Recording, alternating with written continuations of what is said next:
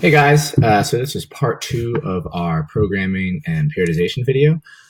Today is going to be a quicker video focusing on our work capacity and hypertrophy block. So in the last video, we did a very brief overview of what daily undulating periodization is and how that can differ from daily undulating programming. Took you across three mesos and then also did a very basic example of how and why you might have different rep schemes throughout the week, how you'd want to set that up, and why you wouldn't want the rep schemes to be too spaced out. So you wouldn't want to do like 15s, 8s, 2s.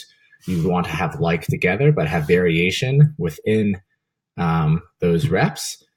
So you'd do like maybe 10, 8, 6s because they're close together, and that may set you up for the next block because if you're moving to 5s, you've been doing 6s, so the weight selection is going to be similar, but it still allows you to have the characteristics of a volume block because you're doing an accumulating volume through those 8s and 10s.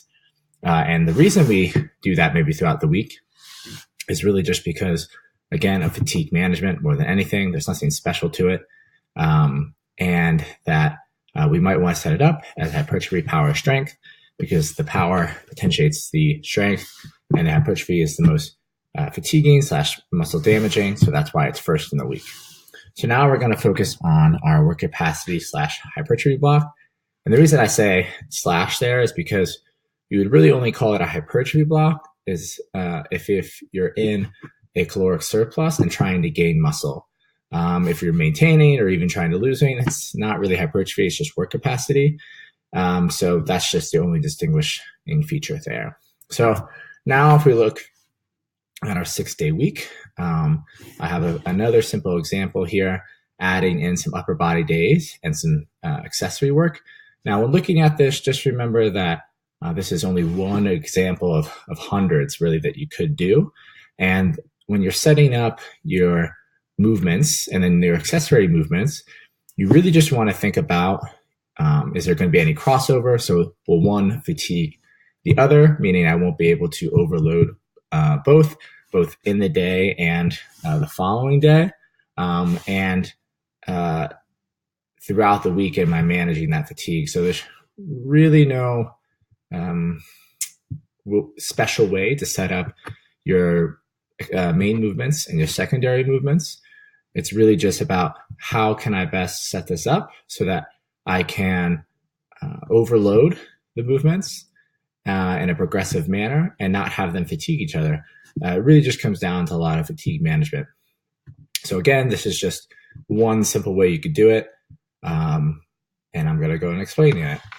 So again, we can see that we have our setup from last time. We have the hypertrophy here, the power here, and the strength here. So we're doing a little bit of consolidating of stressors. So we're still keeping our hypertrophy in the beginning of the week, even with the upper body, and then ending with the strength at the end of the week with the upper body. So that doesn't change. We're doing like with like, hypertrophy, power, strength, because those same benefits are going to come for the upper body as with the lower body. And the percentages can be the same and all of that. Remember that the RPE would want to stay in the 5 to 8 range, or potentially though in the 4th week you may be creeping up to 9 or 10. So across weeks you may look something like first week 5 to 6, 6 to 7, second week 7 to 8, third week 8 to 9, and then if you did do a 4th week because you felt that you recovered well enough, maybe that 9 to 10. But on average, if you're going to take the average of those intensities, it'd be in the 5 to 8 range, even though you may eventually push. So for these accessory movements here, as I was saying, I'm kind of just balancing them throughout the week. Now, there will be some crossover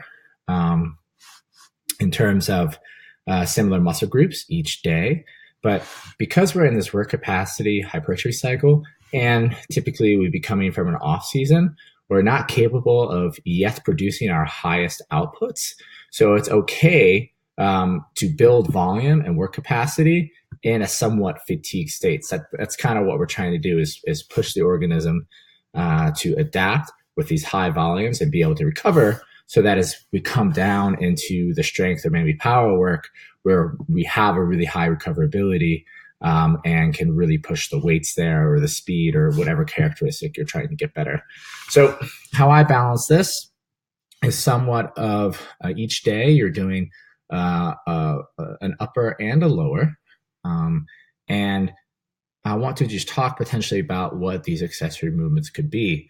So I kind of categorize these by movement pattern as opposed to choosing one for you. And I'll kind of explain why. So of course we have our back squat here. Our vertical pull could be anything from a pull up to a upright row. The hinge here, you'd want to think maybe about what would be the best, so people might think deadlift there, but what would be the best movement to really accumulate volume or target the hamstrings or whatever your weak movement pattern is. Even though it's not technically a hinge, a hip thrust could be good. So deadlifts for rests might not be the best idea, especially if you're trying to hypertrophy. So a hinge could be, like I said, anything from a stiff leg deadlift, good morning. I would have the hip thrust in there as it targets the posterior chain, but just think about what would be best for hypertrophy there.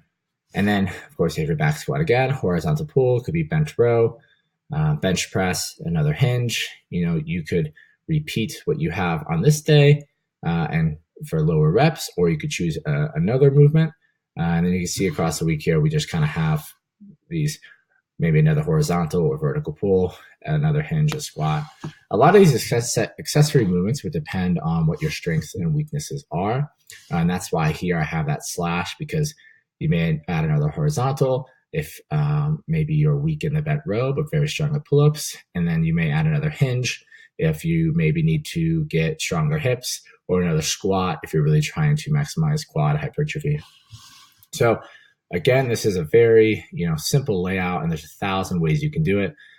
You'd really, in this block, we're just thinking, well, in any block, thinking about fatigue management, thinking about crossovers of movements. So if I'm doing my back this day, will that affect the squat this day, et cetera, et cetera. But knowing in the work capacity hypertrophy block, some of that crossover is okay, because you're, again, not capable of your highest outputs and really focusing on work capacity.